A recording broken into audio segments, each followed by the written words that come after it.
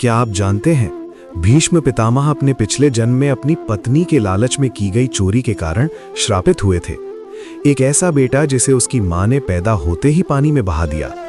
क्या आप जानते हैं कि एक राजकुमारी के लिए भीष्म पितामह ने अपने ही गुरु से 45 दिनों तक महायुद्ध किया था? और सबसे बड़ा सवाल, जब सभा में द्रौपदी का चीरहरण हो रहा था, तब महाभारत के सबसे शक्तिशाली योद्धा भीष्म पितामह चुप क्यों खड़े रहे? जिस योद्धा को कोई मार नहीं सकता था, कोई हरा नहीं सकता था, उसे एक अर्धनारी ने कैसे हरा दिया? आज हम खोलेंगे भीष्म पितामह के जीवन के वो राज जो ग्रंथों में तो लिखे हैं, लेकिन समझने वाले बहुत कम हैं। इस वीडियो को अंत तक देखिएगा, क्योंकि पितामह की कहानी सिर्फ इतिहास नहीं, ये कर्म, त्याग और धर्म की असली परीक्षा है। नमस्कार दोस्तों, कैसे हैं आप? दोस्तों, आज हम जिनकी बात करने जा रहे हैं, उनके त्याग और बलिदान की कोई मिसाल नहीं है। जी हाँ, ये बात शुरू होती है एक ऐसी घटना से जो स्वर्ग के 8 वसुओं में से एक प्रभास की है। एक ऐसा देवता जो स्वर्ग में धन, सुख, ऐश्वर्य और सम्मान का स्वामी था। लेकिन बस एक पल का पत्नी मोह और एक छोटी सी चोरी ने उनकी सारी जिंदगी तबाह कर दी। कोई भूल नहीं सकता इनके त्याग को, इनके बलिदान को। जब तक ये दुनिया रहेगी, तब तक वो अमर हैं और अमर रहेंगे। एक छोटी सी चोरी ने उनकी जिंदगी बदल दी, और उसके बाद जो हुआ वो महाभारत का सबसे दुखद और सबसे प्रेरणादायक चरित्र बन गया, जिन्हें हम कहते हैं भीष्म पितामह। पर आखिर स्वर्ग में ये 8 वसु कौन थे? जानते हैं आप? स्वर्ग में इंद्र के दरबार में 8 अत्यंत कोमल, सुंदर और धन धान्य के देवता रहते थे, जिन्हें अष्टवसु कहते हैं। जी हाँ, उनके नाम कुछ इस प्रकार हैं: अनल, अनिल, सोम, प्रत्यूष, प्रभास, ध्रुव, धर और अहस। ये 8 भाई आपस में एक दूसरे से बहुत प्रेम करते थे। इनकी पत्नियां भी बहुत सुंदर थीं। ये कभी-कभी पृथ्वी पर भी घूमने आ जाते थे, क्योंकि पृथ्वी लोक की सुंदरता उन्हें बहुत भाती थी। एक दिन जब ये 8 अपनी पत्नियों के साथ पृथ्वी पर भ्रमण कर रहे थे, तो रास्ते में वे महर्षि वशिष्ठ के आश्रम पहुंचे। वशिष्ठ जी का आश्रम स्वर्ग से भी ज्यादा सुंदर था, जहां हर तरफ शांति, प्रकाश और दिव्यता थी। उस आश्रम में एक गाय थी, कामधेनु, जो हर मनोकामना पूरी करती थी। वो गाय इतनी दिव्य और चमकदार थी कि देखते ही किसी का भी मन मोह ले। बस अब वही हुआ जो नियति में लिखा था। प्रभास की पत्नी ने उस गाय को देखा और उसका मन डोल गया। उसने प्रभास से कहा, मुझे ये गाय चाहिए, इसे यहाँ से स्वर्ग ले चलते हैं, मैं इसे अपने साथ रखूंगी। प्रभास पहले तो हंसे, बोले, ये वशिष्ठ जी की गाय है, तुम कैसी बात कर रही हो, इसे कोई नहीं ले जा सकता। लेकिन पत्नी मान नहीं रही थी, वो जिद पर अड़ गई। अब पति करता तो क्या करता। पत्नी मोह में प्रभास अंधे हो गए। उन्होंने बाकी 7 भाइयों से कहा, चलो इसे चुपके से अपने साथ ले चलते हैं, कोई नहीं देखेगा। पहले तो भाइयों ने मना किया, नहीं, ये पाप है, ये ऋषि का अपमान है। पर प्रभास ने कहा, बस एक बार, किसी को पता नहीं चलेगा। और दोस्तों, फिर वो हुआ जो नहीं होना चाहिए था। 8 भाइयों ने मिलकर रात के अंधेरे में कामधेनु गाय को चुरा लिया और स्वर्ग की ओर भाग निकले। जब वशिष्ठ जी ध्यान से उठे, उन्होंने चारों तरफ देखा, कामधेनु वहां नहीं थी। उन्होंने अपनी दिव्य दृष्टि से देखा और उनका क्रोध 7वें आसमान पर पहुंच गया। वशिष्ठ जी क्रोध में चीखे, नीच देवताओं, तुमने मेरे आश्रम की गाय चुराई, तुम्हें स्वर्ग का सुख भोगने का कोई अधिकार नहीं। जाओ, तुम सब मृत्यु लोक में मनुष्य बनकर जन्म लो और अनंत दुख भोगो। श्राप सुनते ही 8 वसु डर से थर थर कांपने लगे। वे तुरंत वशिष्ठ जी के चरणों में गिर पड़े और गिड़गिड़ाते हुए बोले, महाराज, हमसे भूल हो गई, हम तो सिर्फ प्रभास की पत्नी की जिद पूरी कर रहे थे, हमें क्षमा कर दें। वशिष्ठ जी का हृदय थोड़ा पसीज गया। उन्होंने कहा, मैं अपना श्राप वापस तो नहीं ले सकता, पर इसे हल्का कर सकता हूं। सुनो, वे 7 वसु जो केवल सहायक थे, जन्म लेते ही मृत्यु को प्राप्त होंगे और वापस स्वर्ग लौट जाएंगे। पर 8वां वसु प्रभास, जिसने मुख्य पाप किया है, जिसने चोरी की योजना बनाई है, वो लंबी आयु तक धरती पर रहेगा और जीवन भर कष्ट भोगेगा। उसका जीवन दुख, त्याग और एकाकीपन से भरा होगा। बस यही एक पाप था, एक पल का मोह और एक छोटी सी चोरी जिसने प्रभास की नियति बदल दी। अब इसके लिए जरूरी था कि कोई ऐसी मां मिले जो 7 बच्चों को जन्म देकर तुरंत जल में विलीन कर दे और 8वें बच्चे को जीवित रखे।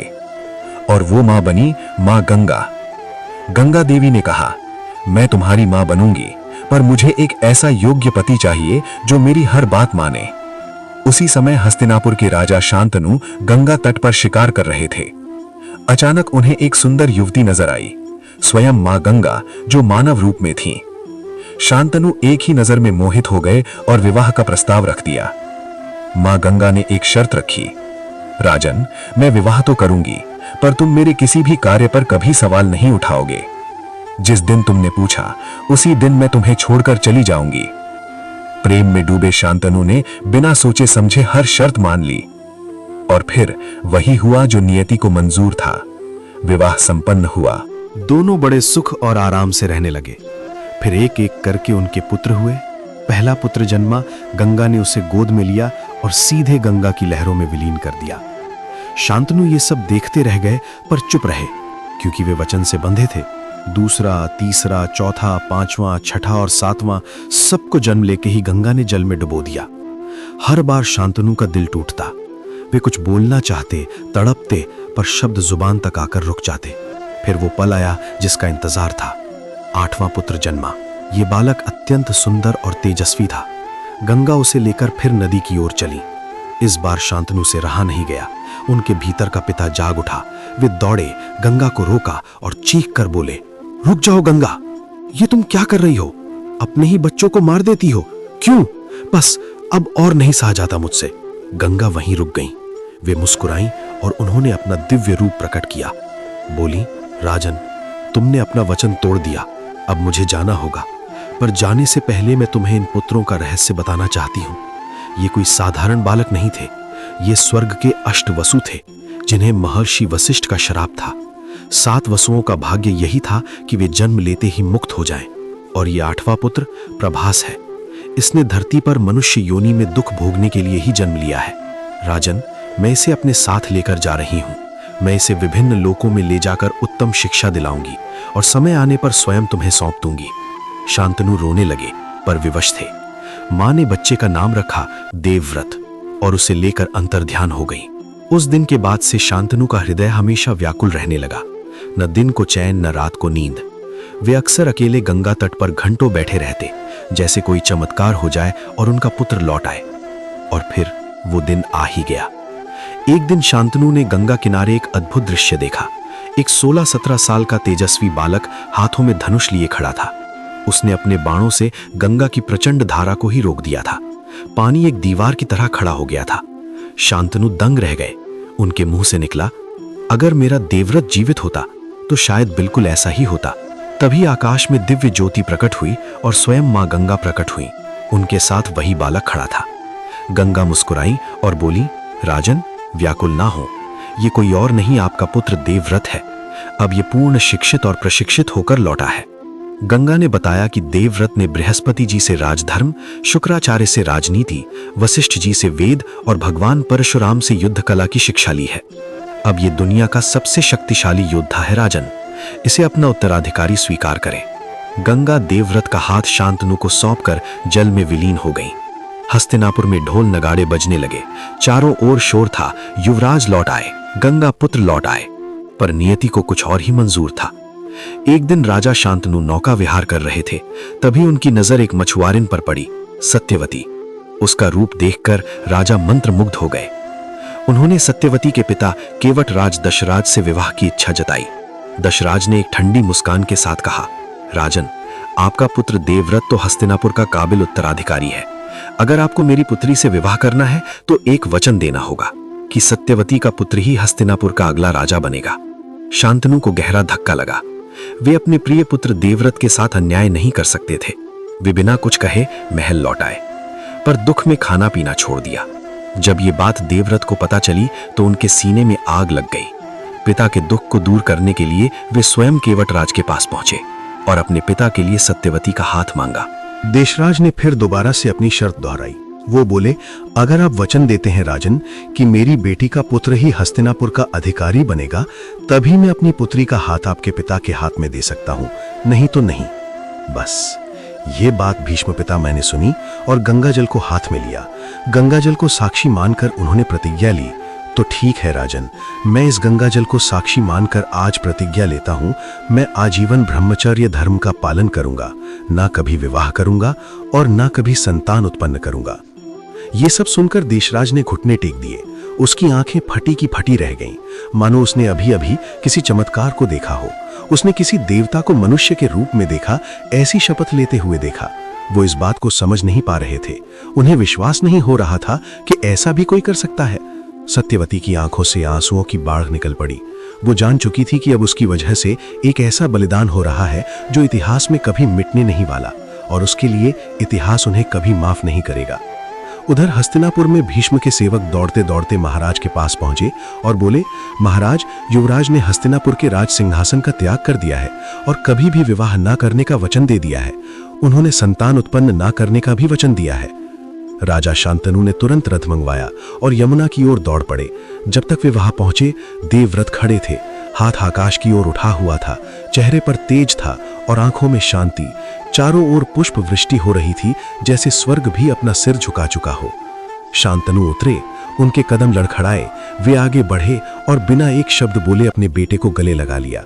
उनका गला भर आया। उन्होंने रुंधे स्वर में कहा, बेटा, ये तूने क्या कर दिया?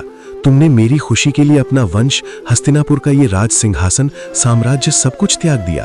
तुमने वो बलिदान दिया है जो एक पिता को अपने बेटे के लिए देना चाहिए, न कि बेटे को पिता के लिए।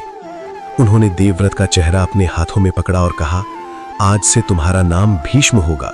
इस पूरे संसार में तुम अपने त्याग और बलिदान के लिए जाने जाओगे। मैं तुम्हें वरदान देता हूं कि जब तक तुम न चाहो, मृत्यु तुम्हें छू भी नहीं पाएगी।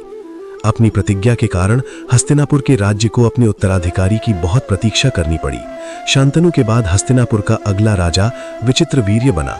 भीष्म ने प्रण लिया था कि वो आजीवन विवाह नहीं करेंगे और ब्रह्मचर्य का पालन करेंगे। इसी कारण विचित्रवीर्य ही वंश को आगे बढ़ा सकते थे। विचित्रवीर्य भोग विलास में डूबे रहते थे। वो इतने कमजोर थे कि कोई भी राजकुमारी उनसे विवाह नहीं करना चाहता था। हस्तिनापुर के लिए कोई योग्य उत्तराधिकारी नहीं मिल रहा था। एक दिन उन्होंने काशी की तीनों कन्याओं के बारे में सुना और अपनी मां से विवाह का प्रस्ताव भेजने को कहा, लेकिन वो ये तय नहीं कर पा रहे थे कि किससे विवाह करें। उन्होंने कहा, तीनों को संदेशा भेज दीजिए, मैं अपनी मर्जी से शादी कर लूंगा। मां ने मना किया, पर वो जिद पर अड़े रहे। संदेशा भेजा गया, पर उत्तर आया, तीनों राजकुमारियों ने मना कर दिया। कारण था विचित्रवीर्य की कमजोरी। तब सत्यवती ने भीष्म से कहा, जाओ, तीनों राजकुमारियों को लेकर आओ। भीष्म काशी पहुंचे और काशी नरेश की तीनों राजकुमारियां अंबा, अंबिका और अंबालिका का हरण कर लिया। वहां उपस्थित किसी भी राजा की हिम्मत नहीं हुई उन्हें रोकने की। हस्तिनापुर पहुंचकर विवाह की बात हुई तो अंबा ने मना कर दिया। उसने कहा कि वो राजा शाल्व को अपना वर मान चुकी है। भीष्म ने उदारता दिखाते हुए उसे शाल्व के पास भेज दिया, पर शाल्व ने उसे ठुकरा दिया। तुम भीष्म द्वारा हरण की जा चुकी हो, अब मैं तुम पर विश्वास नहीं कर सकता। अंबा वापस भीष्म के पास आई और उनसे विवाह का प्रस्ताव रखा। भीष्म ने शांत स्वर में कहा, मैं आजीवन ब्रह्मचर्य की प्रतिज्ञा ले चुका हूं, मैं इसे नहीं तोड़ सकता। उस पल अंबा के हृदय में प्रतिशोध की ज्वाला भड़क उठी। वो हिमालय चली गई और कठोर तपस्या करने लगी। अंततः भगवान शिव प्रकट हुए। अंबा ने वर मांगा, भीष्म का वध। शिव ने कहा, अगले जन्म में तुम शिखंडी बनोगी और भीष्म का वध तुम्हारे कारण होगा। अंबा ने परशुराम के पास जाकर सहायता मांगी। परशुराम ने भीष्म को चुनौती दी, या तो अंबा से विवाह करो या युद्ध करो। भीष्म ने प्रतिज्ञा का हवाला दिया और युद्ध स्वीकार किया। गुरु और शिष्य के बीच 23 दिनों तक भयंकर युद्ध हुआ, पर कोई परिणाम नहीं निकला। अंततः आकाशवाणी हुई, ये युद्ध व्यर्थ है। अंबा ने क्रोधित होकर अग्नि में प्रवेश कर प्राण त्याग दिए और अगले जन्म में शिखंडी के रूप में जन्म लिया। अंबिका और अंबालिका से धृतराष्ट्र और पांडु का जन्म हुआ। धृतराष्ट्र अंधे थे, इसलिए कोई उनसे विवाह को तैयार नहीं था। गांधारी का विवाह उनसे राजनैतिक कारणों से हुआ। जब भीष्म ने यह जाना कि गांधारी को श्राप प्राप्त है, तो क्रोधित होकर उसके पिता सुबह को कैद कर लिया। मरते समय सुबल ने शकुनी को बदला लेने की कसम दिलाई। यही कारण बना कि शकुनी ने दुर्योधन का साथ दिया और महाभारत युद्ध की नींव पड़ी। अब प्रश्न उठता है कि जब द्रौपदी का चीरहरण हो रहा था, तब भीष्म मौन क्यों रहे? भीष्म ने आजीवन व्रत लिया था कि वो कुरुवंश की सेवा करेंगे और राजा के आदेश का उल्लंघन नहीं करेंगे, इसलिए वो मौन रहे।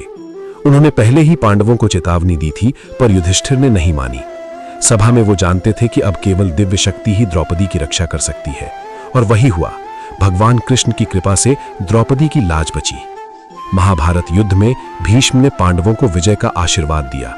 उन्होंने कहा कि वो पांडवों को नहीं मार सकते, पर कौरवों की ओर से लड़ेंगे, क्योंकि उन्होंने हस्तिनापुर का नमक खाया है।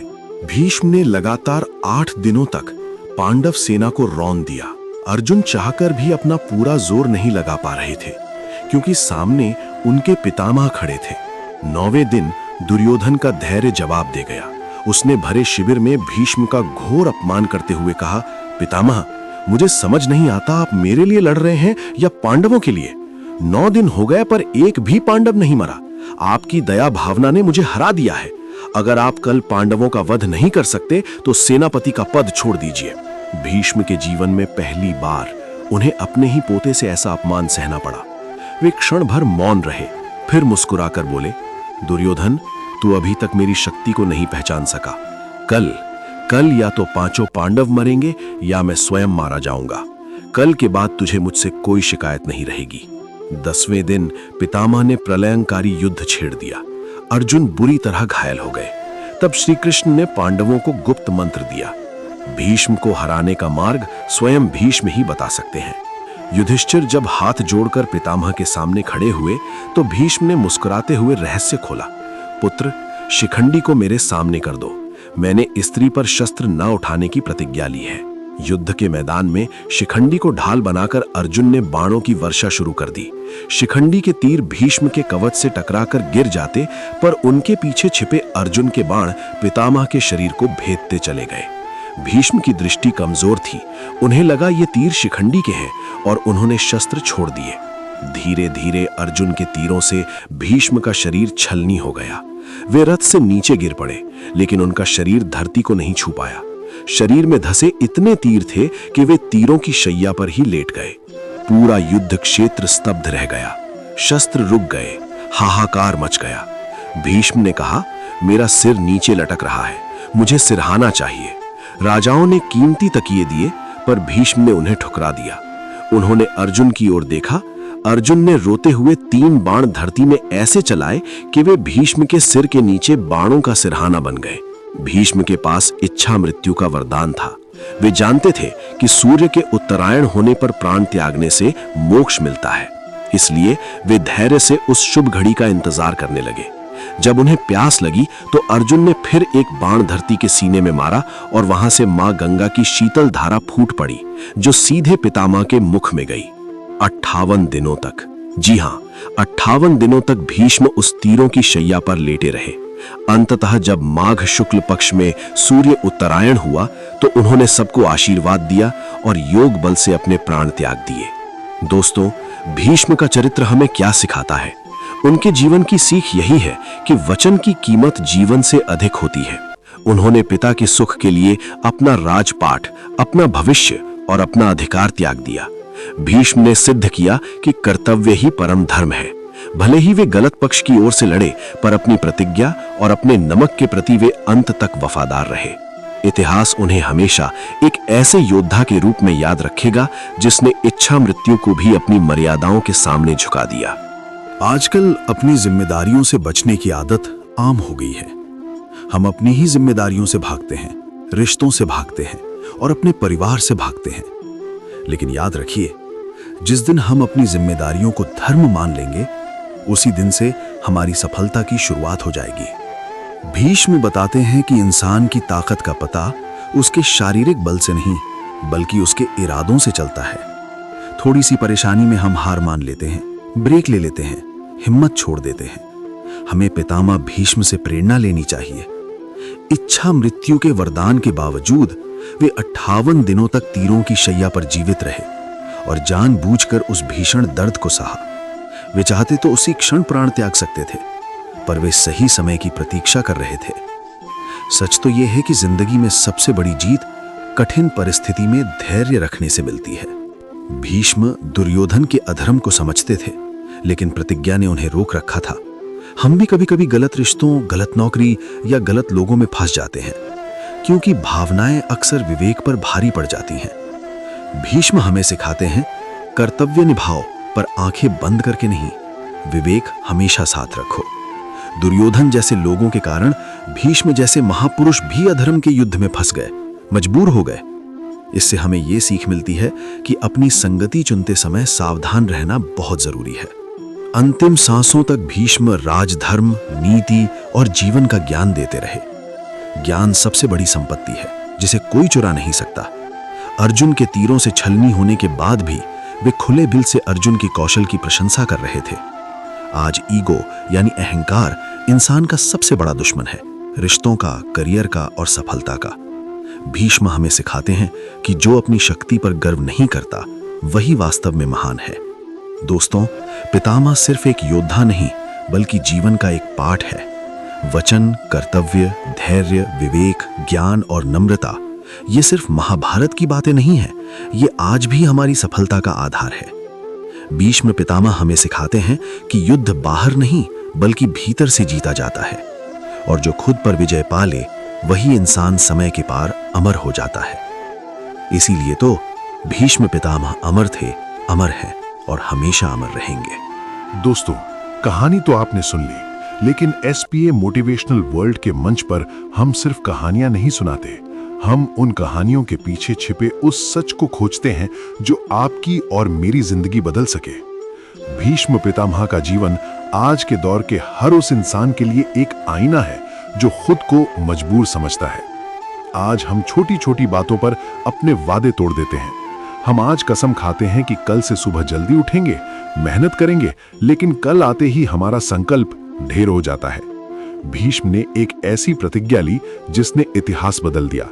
लेकिन एसपीए मोटिवेशनल वर्ल्ड आपसे एक सवाल पूछता है, क्या आपकी प्रतिज्ञा आपको महान बना रही है या आपको गुलाम बना रही है?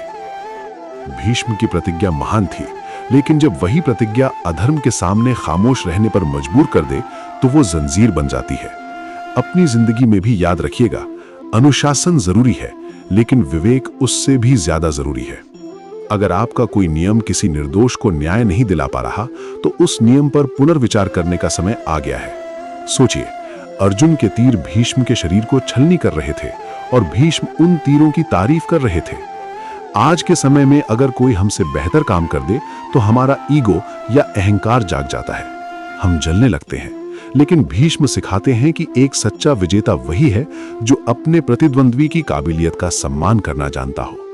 अगर आप जीवन में सफल होना चाहते हैं तो दूसरों की सफलता से जलना बंद करें, उनसे सीखना शुरू करें।